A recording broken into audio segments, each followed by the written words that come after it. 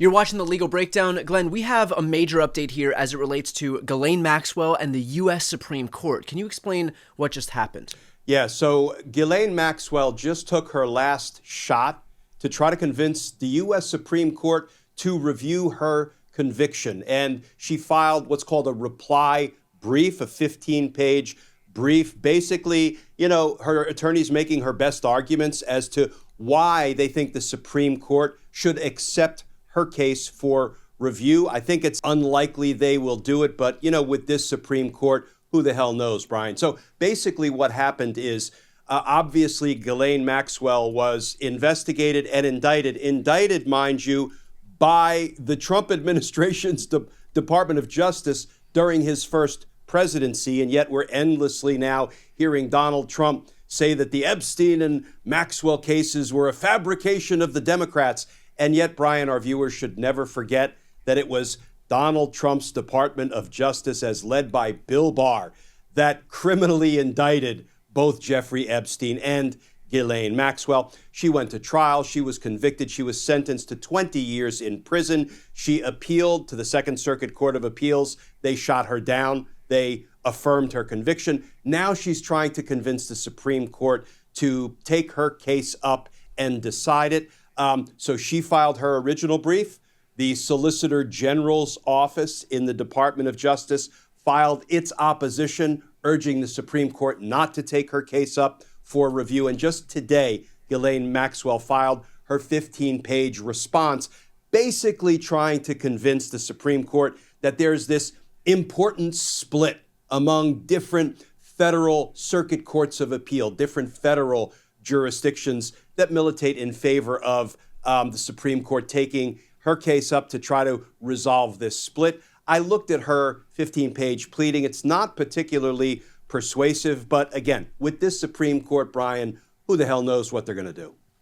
What do you presume the Trump administration's stance on this is going to be, or do they have to weigh in at all? Well, they already weighed in with their original brief opposing Ghislaine Maxwell's request to have the Supreme Court take up the case. And now this is basically her reply to their opposition, saying, not so fast, we think we have the better of the argument. So right now, basically the battle has been met with all of the briefs, all of the filings that are permitted under the Supreme Court rules. And now we just have to wait to see whether the Supreme Court votes to take the case up or they just reject the case.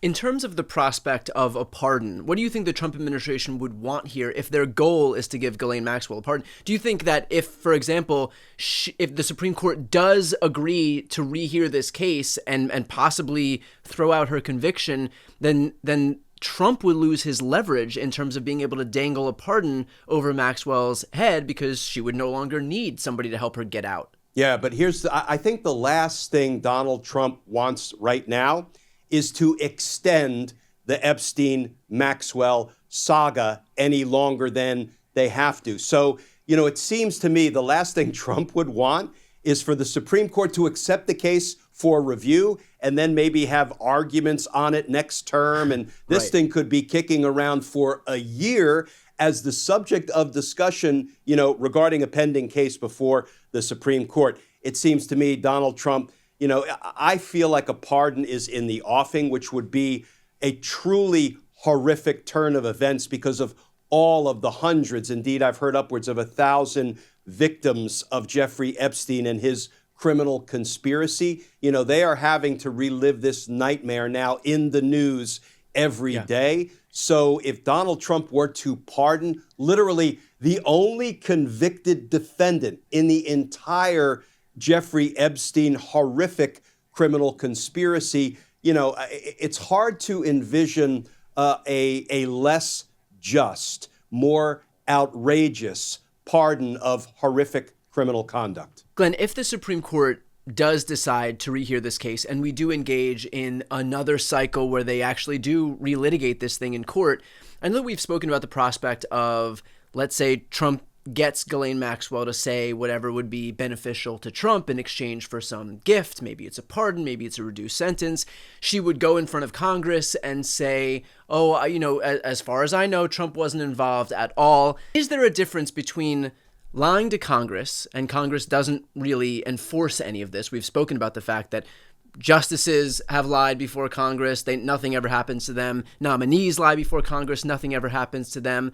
Versus going to trial, having to swear an oath, opening yourself up to actual perjury charges that really stick in the same way that lying in front of congressional panels doesn't.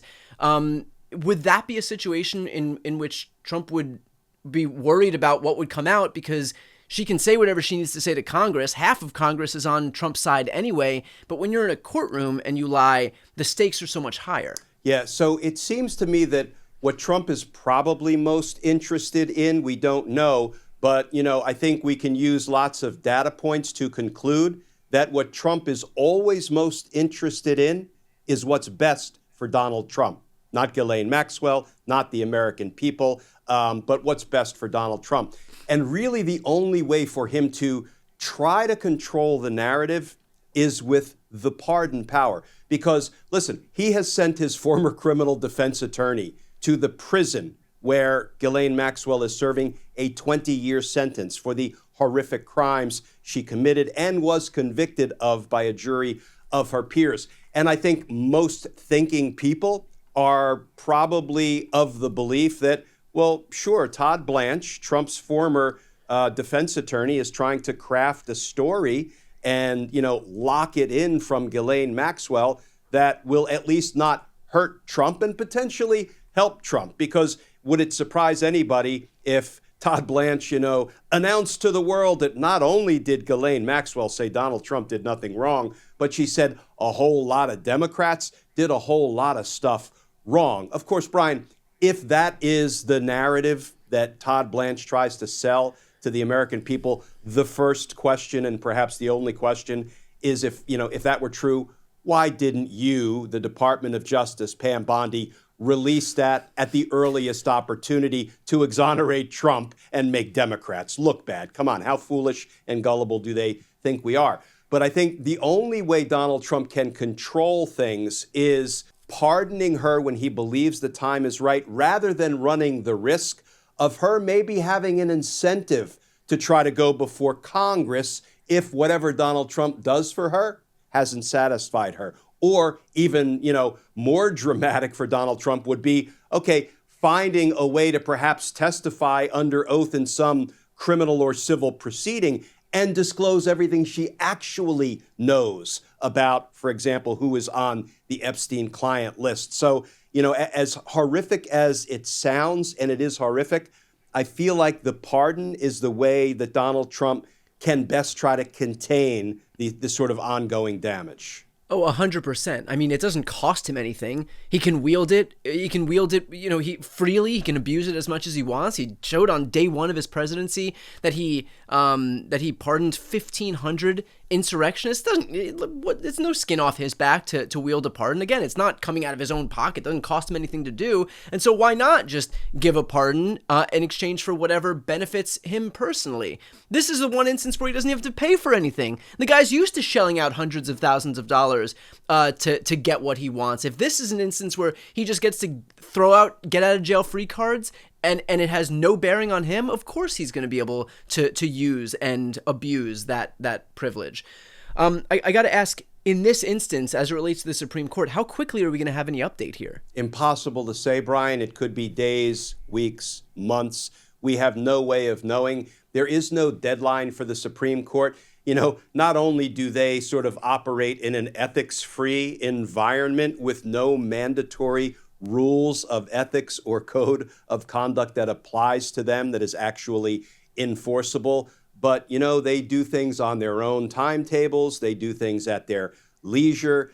But, if we believe that the 6 right-wing Supreme Court justices who are forever trying to, do Donald Trump a solid, expand his power as the president of the United States, are interested in sort of trying to kill the story sooner rather than later, we may hear that they are rejecting Ghislaine Maxwell's request, that they accept her case for review very quickly. We may hear it within a matter of weeks, but there are no deadlines that apply here. And in the event that the Supreme Court refuses to reopen this case, that would mean that Trump yet once again has all the cards to be able to play, which would, as we spoke about, very likely mean that, he can wield a pardon if he needs to and not have to worry about any interference or any further litigation on this case. It's just he gets to control the narrative, basically. Exactly right. And here's the other thing. As I was reading through the brand new filing from Ghislaine Maxwell, can I just give our viewers a 2-minute backstory here? Because, it's really horrific to know how we've come to this point.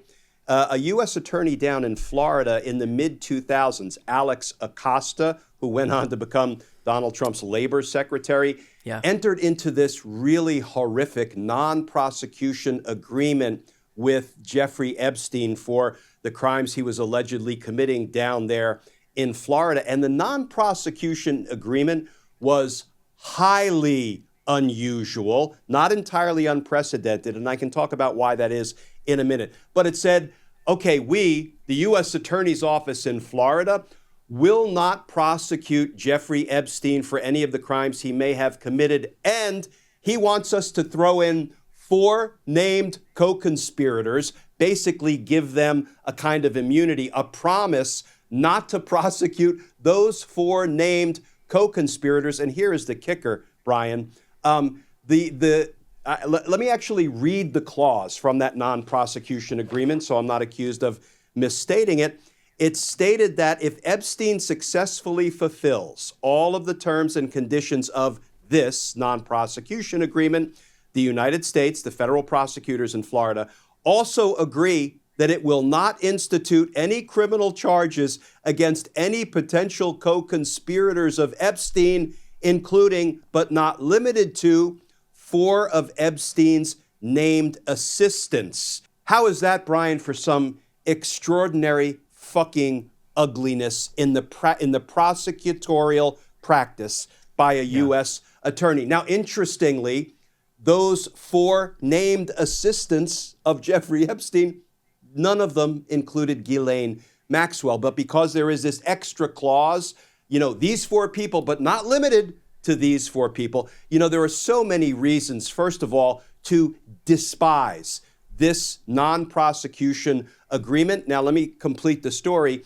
In connection with this non-prosecution agreement, Jeffrey Epstein agreed to plead guilty to 2 charges in violation of federal law: solicitation of prosecution and solicitation of prosecution of a minor, for which he was sentenced to 18 months. He only served 13 months. You want to hear the kicker? He was allowed 12 hours a day of work release while he was serving that sentence. So basically, he just had to go sleep in a jail cell. Don't know if they even bother locking the door or not. But it's so horrific and it's so abusive of the victims in the case. But Brian, let me tell you about why this is highly unusual, but not completely unprecedented. We do have large criminal conspiracy cases. We had one that was pretty notorious in D.C. decades ago, where the kingpin of a particular criminal organization had a mom who also had some criminal exposure. And part of resolving his case with a plea and cooperation agreement involving a promise by the U.S. attorney in D.C. not to prosecute his mother. So it's not like this thing can't be done. But, when you have this number of victims, direct victims of Jeffrey Epstein and his many co-conspirators, it is dead wrong to resolve a case in the way Alex Acosta resolved it. But now let me bring it all back to the Ghislaine Maxwell filing before the Supreme Court.